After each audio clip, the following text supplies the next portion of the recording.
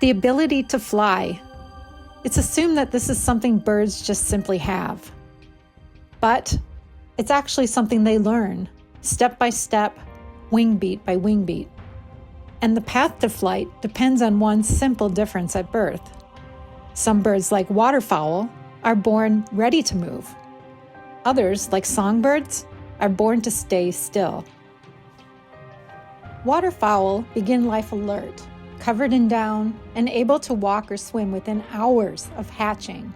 From the start, they move with their parents, across land, across water, always keeping up. But their wings are still developing, so they practice constantly, stretching, flapping, running across the surface of the water, small movements that build strength long before flight is possible.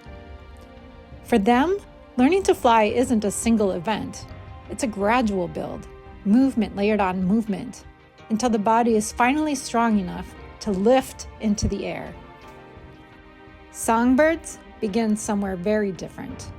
They hatch blind, featherless or nearly so, completely dependent on the nest. Their early world is still and protected.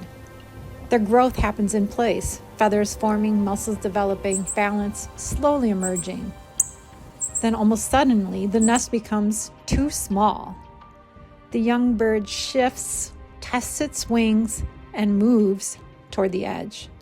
And then it happens. A first flight that's not graceful, not certain, just enough. A short burst into the air, a drop into nearby branches or brush. A landing that marks not mastery, but beginning. From that moment on, both journeys begin to look more similar. Waterfowl strengthen through repeated flights across open water and long distances, building the endurance needed for migration. Songbirds refine control through short, frequent flights, learning to steer, land, and navigate dense spaces with growing precision. Two very different beginnings, one built on movement from the start, one born in stillness, stepping suddenly into the air, but both arriving at the same remarkable skill, flight.